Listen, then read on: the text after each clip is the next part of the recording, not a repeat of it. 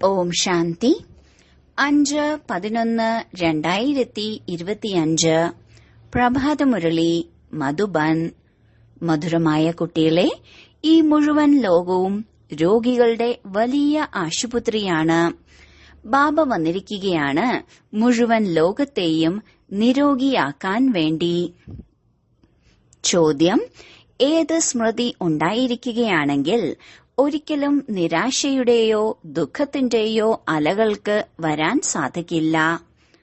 ഉത്തരം: ഇപ്പോൾ നമ്മൾ ഈ പഴയ ലോകത്തെയും പഴയ ശരീരത്തെയും ഉപേക്ഷിച്ച് വീട്ടിലേക്ക് പോകും. പിന്നീട് പുതിയ ലോകത്തിൽ പുനർജന്മമെടുക്കും. ഇപ്പോൾ നമ്മൾ രാജയോഗം പഠിക്കുകയാണ്, രാജപദവിക്ക് വേണ്ടി. ബാബ നമ്മൾ കുട്ടികൾക്ക് വേണ്ടി ആത്മീയ രാജസ്ഥാൻ സ്ഥാപിച്ചുകൊണ്ടിരിക്കുകയാണ്. ഈ സ്മൃതി തന്നെ ഉണ്ടായിക്കൊണ്ടിരിക്കുകയാണെങ്കിൽ ദുഃഖത്തിന്റെ അലകൾക്ക് വരാൻ സാധിക്കില്ല. ഗീതം: അങ്ങ് തന്നെയാണ് മാതാവും പിതാവും. ഓം ശാന്തി.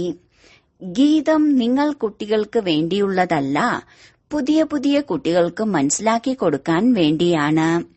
ഇവിടെ എല്ലാവരും തന്നെ വിവേകശാലികളാണ്, അങ്ങനെയുമല്ല. അല്ല, വിവേകശൂന്യരെ വിവേകശാലികളാക്കി മാറ്റുകയാണ്. കുട്ടികൾ മനസ്സിലാക്കുന്നുണ്ട് നമ്മൾ എത്ര വിവേകശൂന്യരായി മാറിയിട്ടുണ്ടായിരുന്നു. ഇപ്പോൾ ബാബ നമ്മളെ വിവേകശാലിയാക്കി മാറ്റുകയാണ്. ഏതുപോലെയാണോ സ്കൂളിൽ പഠിച്ച കുട്ടികൾ വളരെ വിവേകശാലികളായി മാറുന്നത്, ഓരോരുത്തരും അവനവന്റെ വിവേകത്തോടെ വക്കീലും എഞ്ചിനീയറുമൊക്കെയായി മാറുന്നു. ഇതാണെങ്കിൽ ആത്മാവിനെ വിവേകശാലിയാക്കി മാറ്റണം. ആത്മാവ് തന്നെയാണ് ശരീരത്തിലൂടെ പഠിക്കുന്നത്. എന്നാൽ പുറമെ എന്തെല്ലാം ശിക്ഷണങ്ങളാണോ ലഭിക്കുന്നത്, അതെല്ലാം അല്പകാലത്തെ ശരീര നിർവഹണാർത്ഥം മാത്രമാണ്. ചിലർ മതം മാറാറുമുണ്ട്, ഹിന്ദുവിനെ ക്രിസ്ത്യാനിയാക്കി മാറ്റാറുണ്ട്. എന്തിനു വേണ്ടി? അല്പകാലത്തെ സുഖത്തിന് വേണ്ടി. പണം, ജോലി മുതലായവ എളുപ്പം ലഭിക്കുന്നതിന് വേണ്ടി, ഉപജീവന മാർഗത്തിന് വേണ്ടി. ഇപ്പോൾ നിങ്ങൾക്കറിയാം, നമുക്കാദ്യമാദ്യം ആത്മാഭിമാനിയായി മാറണം. ഇതാണ് മുഖ്യമായ കാര്യം. എന്തുകൊണ്ടെന്നാൽ ഈ ലോകം തന്നെ രോഗിയായ ലോകമാണ്. രോഗിയായി മാറാത്ത ഒരു മനുഷ്യരും ഉണ്ടായിരിക്കുകയില്ല. എന്തെങ്കിലുമൊക്കെ രോഗം തീർച്ചയായും ഉണ്ടായിരിക്കും. എല്ലാവരും പതിതരും രോഗിയുമായിട്ടുള്ള ഈ മുഴുവൻ ലോകവും വലുതിലും വലിയ ആശുപത്രിയാണ്. ആയുസ്സും വളരെ കുറവായിരിക്കും. പെട്ടെന്ന് തന്നെ മരണമടയും. കാലന്റെ പിടിയിൽ വരുന്നു. ഇതും നിങ്ങൾ കുട്ടികൾക്കറിയാം. നിങ്ങൾ കുട്ടികൾ വെറും ഭാരതത്തിന്റെ മാത്രമല്ല, ഗുപ്തമായ രീതിയിൽ മുഴുവൻ വിശ്വത്തിന്റെയും സേവനം ചെയ്യുന്നു. ബാബയെ ആരും അറിയുന്നില്ല എന്നതാണ് മുഖ്യ കാര്യം. മനുഷ്യനായിട്ട് പാരലൗകിക ബാബയെ അറിയുന്നില്ല. ബാബയോട് സ്നേഹമുണ്ടാകുന്നില്ല. ഇപ്പോൾ ബാബ പറയുന്നു, എന്നെ സ്നേഹിക്കൂ. എന്നെ സ്നേഹിച്ച് നിങ്ങൾ എന്നോടൊപ്പം തന്നെ തിരിച്ചു പോകണം. ഏതുവരെ തിരിച്ചു പോകുന്നില്ല, അതുവരെ ഈ അഴുക്ക് നിറഞ്ഞ ലോകത്തിൽ തന്നെ ഇരിക്കേണ്ടി വരുന്നു. ആദ്യമാദ്യം ദേഹ്യ അഭിമാനത്തിൽ നിന്നും ദേഹി അഭിമാനിയായി മാറൂ. അപ്പോൾ നിങ്ങൾക്ക് ധാരണ ചെയ്യാൻ സാധിക്കും, ഒപ്പം ബാബയെ ഓർമ്മിക്കാൻ സാധിക്കും. അഥവാ ദേഹി അഭിമാനിയായി മാറുന്നില്ല എന്നുണ്ടെങ്കിൽ ഒരു പ്രയോജനവുമില്ല. എല്ലാവരും ദേഹ അഭിമാനികളാണ്. നിങ്ങൾ മനസ്സിലാക്കുന്നുമുണ്ട് നമ്മൾ ആത്മാഭിമാനിയായി മാറുന്നില്ല എന്ന്. ബാബയെ ഓർമ്മിക്കുന്നില്ല എങ്കിൽ എങ്ങനെയായിരുന്നുവോ നമ്മൾ മുമ്പുണ്ടായിരുന്നത്, അതുപോലെ തന്നെയായിരിക്കും. ദേഹി അഭിമാനിയായി മാറുന്നതാണ് മുഖ്യ കാര്യം, അല്ലാതെ രചനയെ അറിയുന്നതിന്റെ അല്ല. പാടാറുമുണ്ട് രചയിതാവിന്റെയും രചനയുടെയും ജ്ഞാനമെന്ന്. ആദ്യം രചനയുടെ പിന്നീട് രചയിതാവിന്റെ എന്ന് പറയില്ല. അല്ല, ആദ്യം രചയിതാവ് തന്നെയാണ് അച്ഛൻ. പറയാറുണ്ട് ഹേ ഗോഡ് ഫാദർ എന്ന്. ആ ഈശ്വരൻ വന്നിട്ടാണ് നിങ്ങൾ കുട്ടികളെ തനിക്ക് സമാനമാക്കി മാറ്റുന്നത്. ബാബ സദാ ആത്മാഭിമാനി തന്നെയാണ്. അതിനാൽ ബാബ ഉയർന്നതാണ്. ബാബ പറയുന്നു, ഞാനാണെങ്കിൽ ആത്മാഭിമാനിയാണ്. ആരിലാണോ പ്രവേശിച്ചിരിക്കുന്നത് അവരെയും, അതായത് ബ്രഹ്മബാബയെയും ആത്മാഭിമാനിയാക്കി മാറ്റുന്നു. ഇവരിൽ പ്രവേശിക്കുന്നത് ഇവരെ പരിവർത്തനപ്പെടുത്താൻ വേണ്ടിയാണ്. എന്തുകൊണ്ടെന്നാൽ ഇദ്ദേഹവും ദേഹാഭിമാനിയായിരുന്നു. ഇദ്ദേഹത്തോടും പറയാറുണ്ട്, സ്വയത്തെ ആത്മാവാണെന്ന് മനസ്സിലാക്കി എന്നെ യഥാർത്ഥ രീതിയിൽ ഓർമ്മിക്കൂ എന്ന്. ആത്മാവ് വേറെയാണ്, ശരീരം വേറെയാണ് എന്ന് മനസ്സിലാക്കുന്ന ഒരുപാട് പേരുണ്ട്. ആത്മാവ് ദേഹത്തിൽ നിന്ന് പോയി കഴിഞ്ഞാൽ പിന്നെ 2 വസ്തുക്കളായി മാറിയില്ലേ? ബാബ മനസ്സിലാക്കി തരുന്നു, നിങ്ങൾ ആത്മാവാണ്. ആത്മാവ് തന്നെയാണ് പുനർജന്മം എടുക്കുന്നത്. ആത്മാവ് തന്നെയാണ് ശരീരമെടുത്ത് പാർട്ട് അഭിനയിക്കുന്നത്. ബാബ വീണ്ടും വീണ്ടും മനസ്സിലാക്കി തരുന്നു, സ്വയത്തെ ആത്മാവാണെന്ന് മനസ്സിലാക്കൂ. ഇതിൽ വളരെ പരിശ്രമം വേണം. ഏതുപോലെയാണോ വിദ്യാർത്ഥി പഠിക്കുന്നതിന് വേണ്ടി ഏകാന്തതയിൽ പൂന്തോട്ടങ്ങളിലും മറ്റും പോയി ഇരിക്കുന്നത്, പാതിരിമാരും കറങ്ങാൻ പോകാറുണ്ട്. അപ്പോൾ തികച്ചും ശാന്തരായിരിക്കും. അവർ ആത്മാഭിമാനിയായി ഇരിക്കുന്നില്ല, ക്രിസ്തുവിന്റെ ഓർമ്മയിലാണ് ഇരിക്കുന്നത്. വീട്ടിലിരുന്നും ഓർമ്മിക്കാം. എന്നാൽ ക്രിസ്തുവിനെ ഓർമ്മിക്കുന്നതിന് വേണ്ടി പ്രത്യേകിച്ചും ഏകാന്തതയിലേക്ക് പോകുന്നു. മറ്റെവിടേക്കും അവർ നോക്കുന്നത് തന്നെയില്ല. ആരാണോ വളരെ നല്ലവർ മനസ്സിലാക്കുന്നുണ്ട്, അവർ ക്രിസ്തുവിനെ ഓർമ്മിച്ചോർമ്മിച്ച് ക്രിസ്തുവിന്റെ അടുത്തെത്തിച്ചേരും. ക്രിസ്തു സ്വർഗത്തിലിരിക്കുന്നുണ്ട്, ഞങ്ങളും സ്വർഗത്തിലേക്ക് പോകും. ക്രിസ്തു സ്വർഗസ്ഥനായ പിതാവിന്റെ അടുത്തേക്ക് പോയി നമ്മളും ഓർമ്മിച്ചോർമ്മിച്ച് ക്രിസ്തുവിന്റെ അടുത്ത് എത്തിച്ചേരും എന്ന് മനസ്സിലാക്കുന്നു. എല്ലാ ക്രിസ്ത്യാനികളും ആ ഒന്നിന്റെ മക്കളാണ്. അവരിലുള്ള കുറച്ച് ജ്ഞാനം ശരിയാണ്. ഓരോരുത്തർക്കും സ്ഥാപനയും പാലനയും തീർച്ചയായും ചെയ്യേണ്ടി വരുന്നു. കെട്ടിടത്തെ മോടി പിടിപ്പിക്കുക മുതലായവ ചെയ്യിപ്പിക്കാറുണ്ട്. ഇതും പാലനയാണല്ലോ. ഇപ്പോൾ പരിധിയില്ലാത്ത അച്ഛനെ നിങ്ങൾ ഓർമ്മിക്കൂ. ഈ ജ്ഞാനം പരിധിയില്ലാത്ത അച്ഛനല്ലാതെ മറ്റാർക്കും നൽകാൻ സാധിക്കില്ല. സ്വയത്തിന്റെ തന്നെ മംഗളം ചെയ്യണം. രോഗിയിൽ നിന്നും നിരോഗിയായി മാറണം. ഇത് രോഗികളുടെ വലിയ ആശുപത്രിയാണ്. മുഴുവൻ വിശ്വവും രോഗികളുടെ ആശുപത്രിയാണ്. തീർച്ചയായും രോഗികൾ പെട്ടെന്ന് മരിച്ചുപോകും. ബാബ വന്ന് ഈ മുഴുവൻ വിശ്വത്തെയും നിരോഗിയാക്കി മാറ്റുന്നു. ഇവിടെ തന്നെ നിരോഗിയായി മാറും എന്നല്ല. ബാബ പറയുന്നു, നിരോഗികളുള്ളത് തന്നെ പുതിയ ലോകത്താണ്. പഴയ ലോകത്തിൽ നിരോഗികൾ ഉണ്ടാവാൻ സാധിക്കില്ല. ഈ ലക്ഷ്മി നാരായണൻ നിരോഗിയും സദാ ആരോഗ്യമുള്ളവരുമാണ്. അവിടെ ആയുസ്സും ഉയർന്നതായിരിക്കും. വികാരികൾ രോഗികളായിരിക്കും. നിർവികാരികൾ രോഗികളായിരിക്കുകയില്ല. അവർ സമ്പൂർണ്ണ നിർവികാരികൾ തന്നെയാണ്. ബാബ സ്വയം പറയുന്നു, ഈ സമയം മുഴുവൻ വിശ്വവും പ്രത്യേകിച്ചും ഭാരതം നിരോഗിയാണ്. നിങ്ങൾ കുട്ടികൾ ആദ്യമാദ്യം നിരോഗിയായ ലോകത്തേക്കാണ് വരുന്നത്. ഓർമ്മയുടെ യാത്രയിലൂടെയാണ് നിരോഗിയായി മാറുന്നത്. ഓർമ്മയിലൂടെ നിങ്ങളുടെ മധുരമായ വീട്ടിലേക്ക് തിരിച്ചു പോകും. ഇതും ഒരു യാത്രയാണ്, ആത്മാവിന്റെ യാത്രയാണ്. അച്ഛനായ പരമാത്മാവിന്റെ അടുത്തേക്ക് പോകുന്നതിന് വേണ്ടി. ഇതാണ് ആത്മീയ യാത്ര. ഈ അക്ഷരം ആർക്കും മനസ്സിലാക്കാൻ സാധിക്കില്ല. നിങ്ങൾക്കും നമ്പർ വയസ്സായി അറിയാം, എന്നാൽ മറന്നുപോകുന്നു. മുഖ്യമായ കാര്യം ഇതാണ്, മനസ്സിലാക്കി കൊടുക്കുക എന്നതും സഹജമാണ്. എന്നാൽ ആരാണോ സ്വയം ആത്മീയ യാത്രയിൽ കഴിയുന്നത് അവർക്ക് മാത്രമേ മനസ്സിലാക്കി കൊടുക്കാൻ സാധിക്കുകയുള്ളൂ.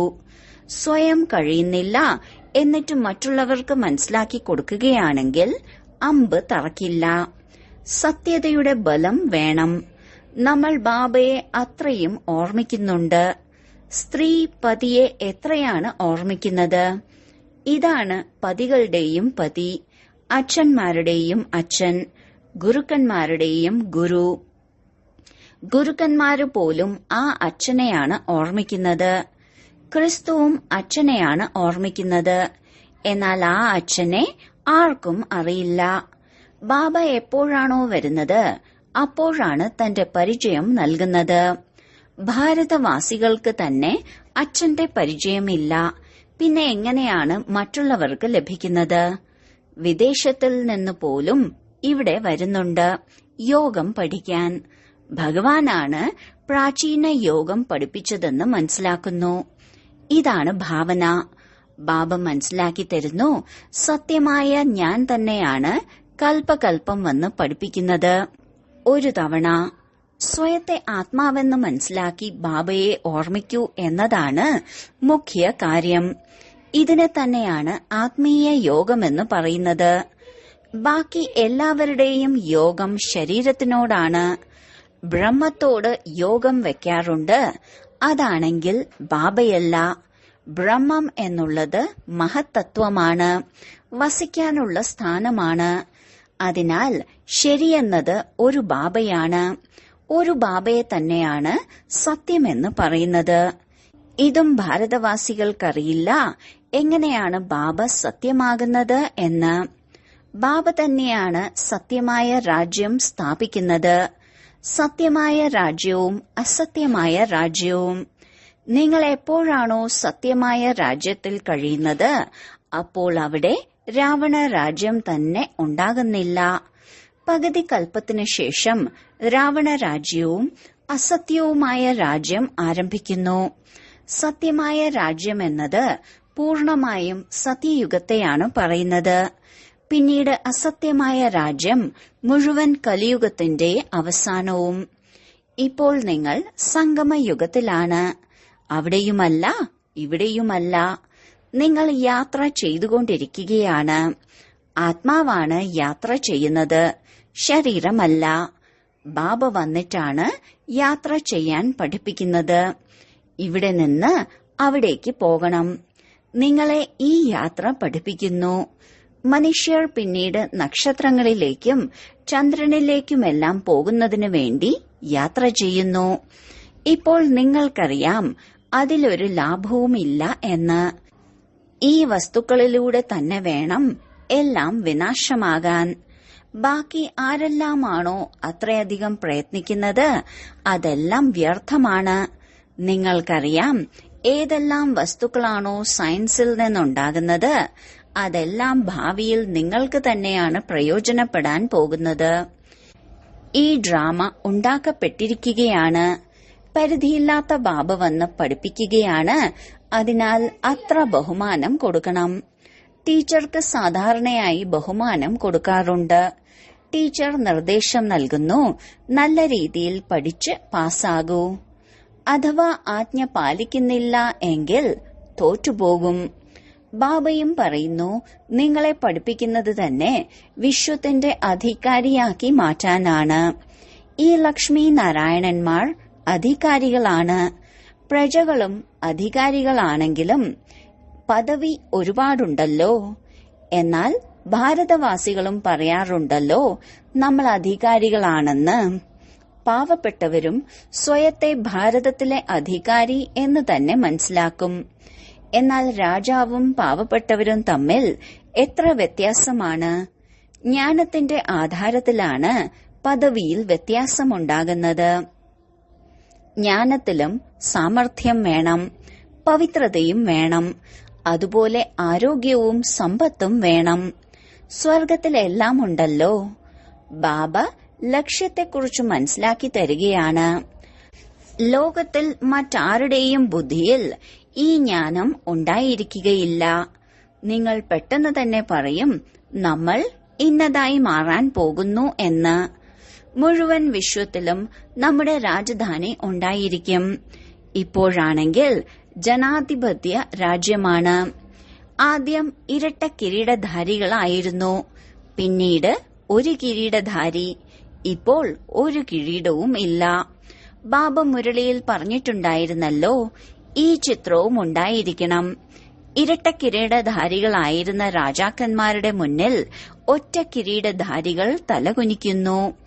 ഇപ്പോൾ ബാബ പറയുന്നു, ഞാൻ നിങ്ങളെ രാജാക്കന്മാരുടെയും രാജാവും ഇരട്ട കിരീടധാരിയുമാക്കി മാറ്റുകയാണ്. അത് അല്പകാലത്തേക്ക് വേണ്ടി മാത്രമാണ്. ഇത് 21 ജന്മങ്ങളുടെ കാര്യം. ആദ്യത്തെ മുഖ്യ കാര്യം പാവനമായി മാറുന്നതിന്റേതാണ്. വിളിക്കുന്നതുമുണ്ട്, വന്ന് പതീതത്തിൽ നിന്ന് പാവനമാക്കി മാറ്റൂ എന്ന്. രാജാവാക്കി മാറ്റൂ എന്ന് പറഞ്ഞ് വിളിക്കുന്നില്ല. ഇപ്പോൾ നിങ്ങൾ കുട്ടികളുടെ പരിധിയില്ലാത്ത സന്യാസമാണ്. ഈ ലോകത്തിൽ നിന്ന് തന്നെ വീട്ടിലേക്ക് പോകും, പിന്നീട് സ്വർഗത്തിൽ വരും. മനസ്സിലാക്കുന്നുണ്ട്, നമ്മൾ വീട്ടിലേക്ക് പോയി പിന്നീട് രാജ്യത്തിലേക്ക് വരും എന്ന്.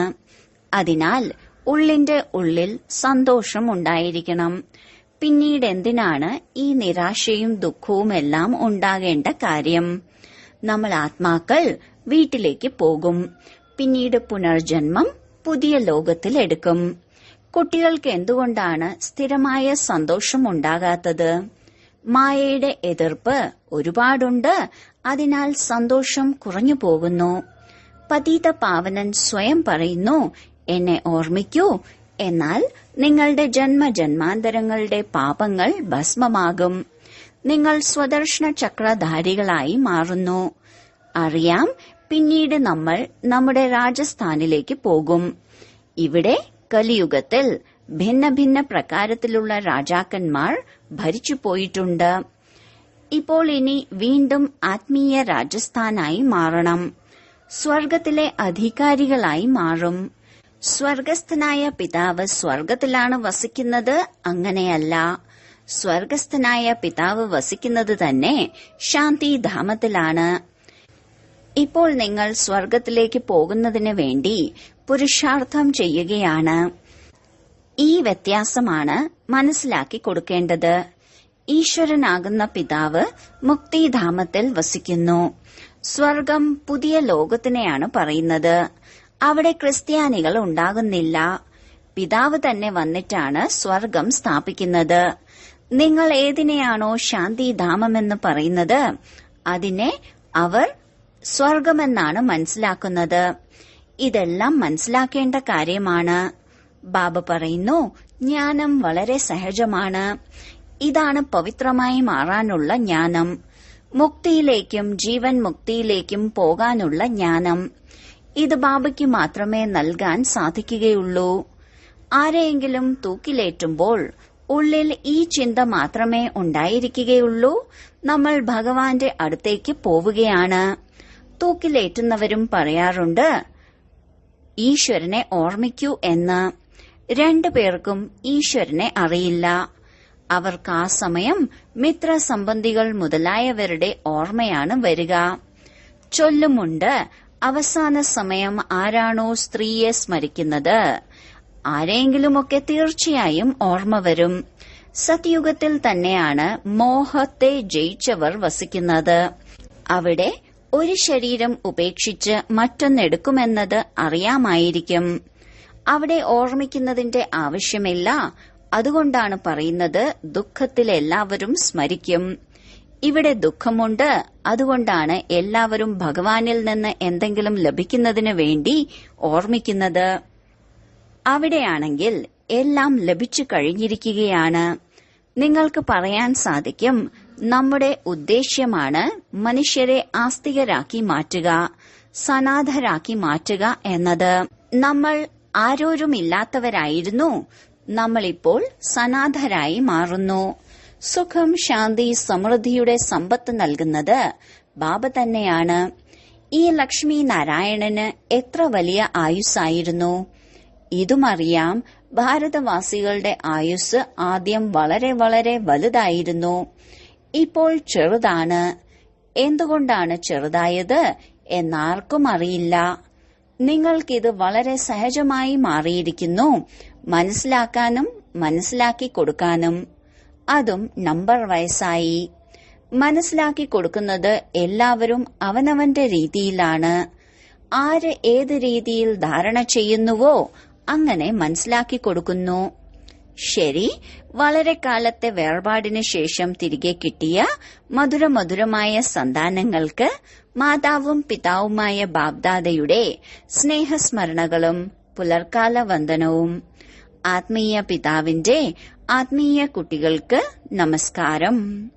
ധാരണയ്ക്കുള്ള മുഖ്യസാരം: 1. ബാബ സദാ ആത്മാഭിമാനിയാണ് എന്നതുപോലെ ആത്മാഭിമാനിയായി ഇരിക്കാനുള്ള പരിപൂർണ പുരുഷാർത്ഥം ചെയ്യണം.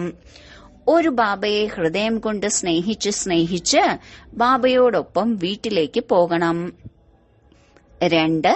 പരിധിയില്ലാത്ത ബാബയ്ക്ക് പൂർണ്ണ ബഹുമാനം കൊടുക്കണം. അർത്ഥം ബാബയുടെ നിർദ്ദേശപ്രകാരം നടക്കണം. ബാബയുടെ ആദ്യ ആജ്ഞയാണ്, കുട്ടികളെ നല്ല രീതിയിൽ പഠിച്ച് പാസ്സാകൂ. ഈ ആജ്ഞ പാലിക്കണം.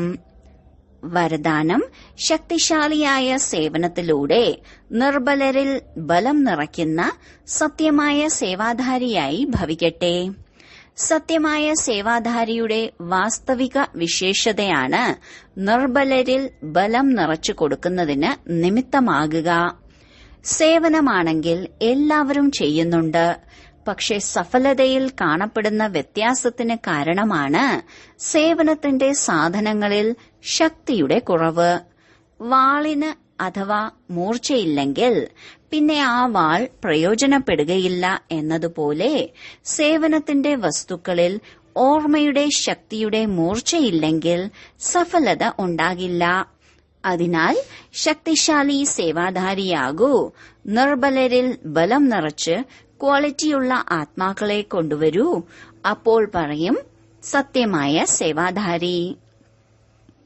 സ്ലോഗൻ: ഓരോ പരിതസ്ഥിതിയെയും പറക്കുന്ന കലയ്ക്കുള്ള സാധനമാണ് എന്ന് മനസ്സിലാക്കി സദാ പറന്നുകൊണ്ടിരിക്കൂ. അവ്യക്ത സൂചന: അശരീരി അഥവാ അവ്യക്ത സ്ഥിതിയുടെ അഭ്യാസം വർദ്ധിപ്പിക്കൂ. അശരീരിയാകുക സഹജമാണ്. പക്ഷെ ഏത് സമയത്ത് ഏതെങ്കിലും പ്രശ്നങ്ങൾ മുന്നിൽ വന്നാൽ, ഏതെങ്കിലും സേവനത്തിന്റെ കോലാഹലം മുന്നിലുണ്ടെങ്കിൽ, ഏതെങ്കിലും ചഞ്ചലതയിലേക്ക് കൊണ്ടുവരുന്ന സാഹചര്യം വന്നാൽ, അങ്ങനെയുള്ള സമയത്ത് ചിന്തിച്ച ഉടൻ അശരീരിയാകണം. ഇതിനുവേണ്ടി വളരെ കാലത്തെ അഭ്യാസം ആവശ്യമുണ്ട്.